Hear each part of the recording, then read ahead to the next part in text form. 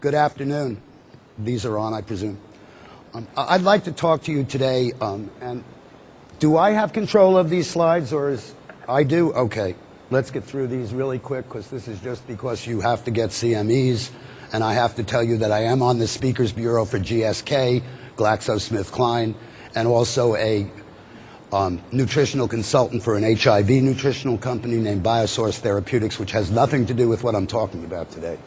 What I'd like to talk to you about is something that I find thoroughly fascinating. It is glutathione. It is one of the 4 endogenous antioxidants, and it is one that I must admit, despite 80,000 published articles in the English literature, through medical school, internship, residency, fellowship, and a fairly long time in academic medicine, I knew nothing about. It is a very interesting molecule because it exists in an accelerated or increased energy state. The energy state is, or increased energy state, is caused by the fact that it's got a free sulfhydryl group, and therefore can easily donate the hydrogen to a electron and therefore quench a free radical. Now, let me tell you, because I think it's important, and it is a little bit of a divergence, but I learned about glutathione because of something that you probably all have seen in your practice, and that is a low uric acid. Now, when I was in medical school and when I was a professor of oncology, the only thing I knew about uric acid is when you had a kid that you were going to treat for leukemia, you put him on allopurinol to keep the uric acid down.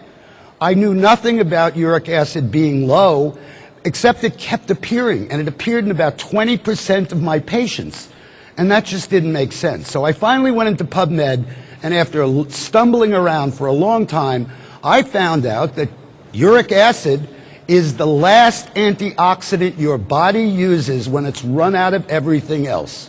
When it's run out of gas, okay, it uses uric acid. Interesting. So if that's the last, the question then, what was the first? And that is where I got into glutathione. I've been coming to some of these meetings for a while, and glutathione is very important for a number of things, not all of which I'm going to go into today. But in point of fact, it has a great deal to do with not only well-being, okay, but aging well, or if you will, retarding the aging process. So I think it's very applicable. I'd like to, at the risk of repeating things that you already know, go over some of the things that glutathione is important about. Alone in the antioxidant world, okay, every other antioxidant, when it becomes oxidized, becomes itself a free radical. Glutathione doesn't. It actually recycles other antioxidants. In fact, the body considers it so important that up to 6% of the entire ATP expenditure or energy expenditure of the body may be used to synthesize and optimize glutathione levels. That's pretty impressive, 6% of the entire energy output of the body. It is also the only non-enzyme antioxidant that doesn't become a free radical, and in fact has a very interesting corollary when it becomes oxidized, because what happens is it complexes to another spent glutathione molecule, and the compound then becomes GSSG, and GSSG has been shown in animal studies at least to promote and induce delta wave sleep. We all know the importance of that in terms of the aging process, so this, even in its used up form, functions as a very useful product. It not only functions as an antioxidant itself, but alone again in the world of antioxidants, it is an absolutely essential component of antioxidant enzymes, namely glutathione peroxidase, and most importantly, the glutathione transferases. And I bring that up because glutathione transferase abnormalities have now been associated with virtually every cancer known to man, and probably with a lot more than that. And therefore, by promoting the production of glutathione transferases through improving glutathione, we may be doing even more than I'm able to talk about right now. In addition, if that were not enough, let's keep going. It's a chelator. In fact, it's 50% as effective as oral chelation in getting rid of mercury. It has an effect on other heavy metals, but they're not as pronounced as mercury, and mercury is pretty ubiquitous in an environment, so it kind of comes as a freebie. And it detoxifies organic pollutants, perhaps the best known one of which is the 2-carbon fragment that we know as alcohol. And in fact, without glutathione, you ultimately get a hangover because you stop the process at acetaldehyde, which is phase 1 detox, and that in itself is a free radical, and obviously many of us may have felt the effects of that if we didn't have enough glutathione. Now, why is it important in aging?